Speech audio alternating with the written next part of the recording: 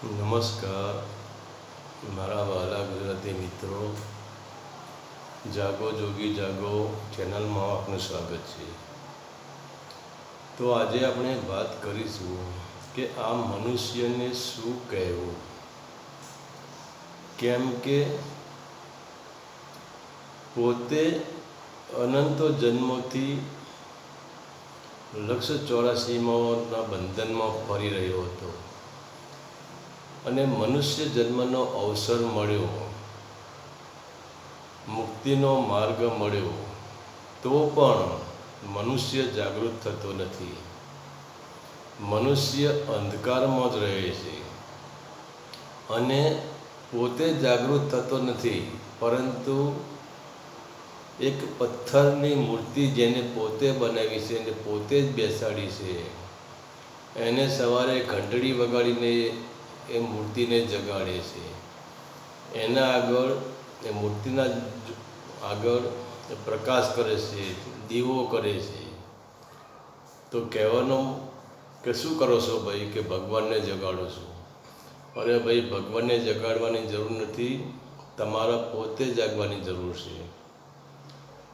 તો 184માં આ જીવાત્મા અનંતો વખત સુધી પશુ, પંખી, જાનવર, પ્રાણી, જીવજંતુ જેવી યોનિમાં ભટકાય છે.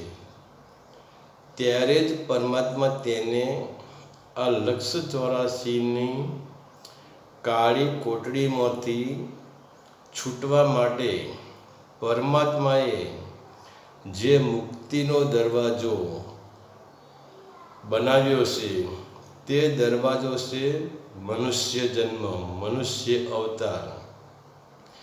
તો ભલે તમે પશુ, પંખી, જાનવર કે પ્રાણીની યોનિમાં ભટકાયા કરો, તો પણ મુક્તિ મળવાની નથી, કેમ કે આ બધી જ યોનિઓ મુક્તિનું દ્વાર નથી.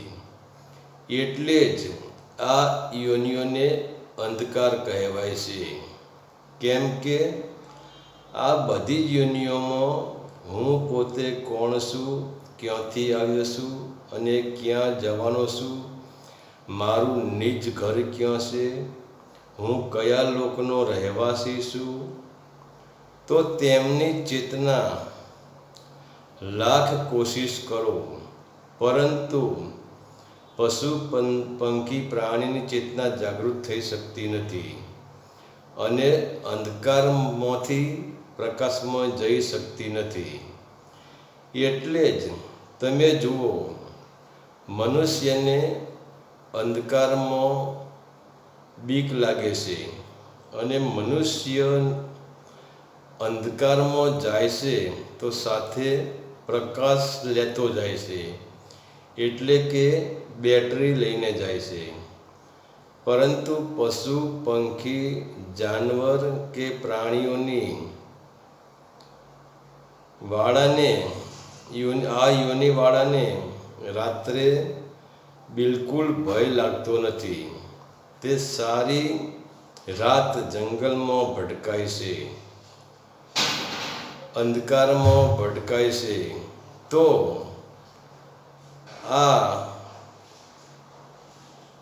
જીવાત્મા આવા અંધકારભરી યોનિમાંથી ભટકાતો હતો અને ચાલો માની લઈએ કે આ જગતમાં અંધારી કોટડીમાં આ જીવાત્મા કેદ છે. પરંતુ એ જ જીવાત્મા જ્યારે મનુષ્ય શરીર ધારણ કરે છે, ત્યારે તે પ્રકાશમાં આવી જાય છે.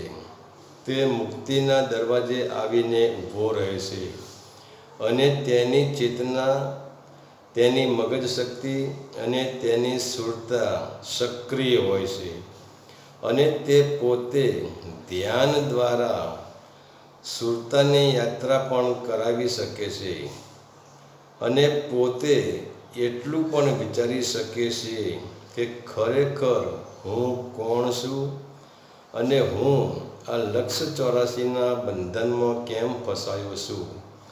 હું વારંવાર એક યોનિમાંથી બીજી યોનિમાં જન્મ લઈને કેમ ભટકાઈ ગયો છું? હું કેમ દુઃખ વેઠી રહ્યો છું?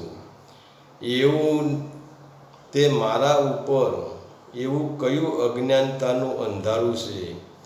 અને એવી તે કઈ મારા અંદર બેહોશી પડી છે કે જેના અંદરથી હું બહાર નીકળી શકતો નથી?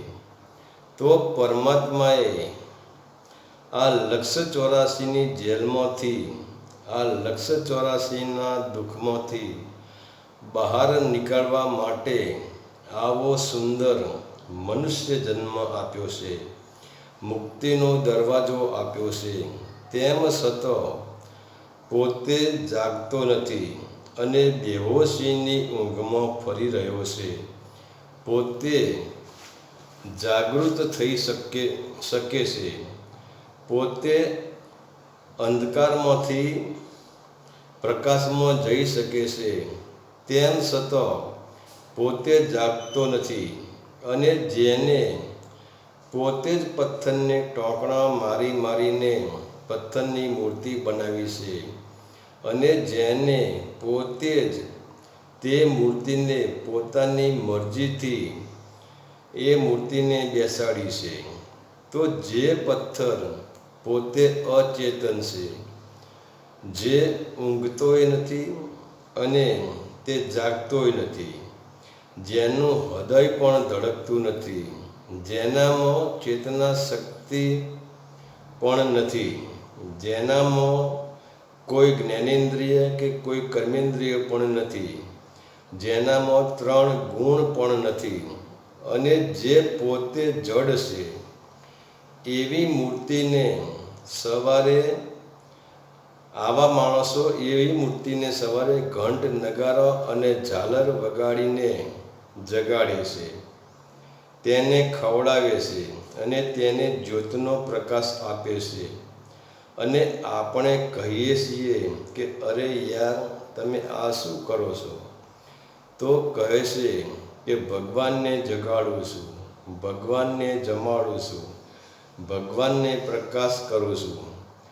તો પોતે મનુષ્ય થઈને સૂવે છે અને પથ્થરની મૂર્તિને જગાડે છે. પોતે પોતાના અંદર જ્ઞાનનો પ્રકાશ નથી કરતો અને જાનવરના જેમ અંધકારમાં ભટકાય છે અને પથ્થરની મૂર્તિને પ્રકાશ કરે છે. તો આવા મનુષ્યને શું કહેવું?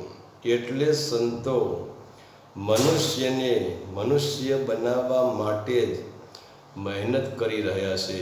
હરિ ઓમ તત્સત. આદેશના પ્રણામ.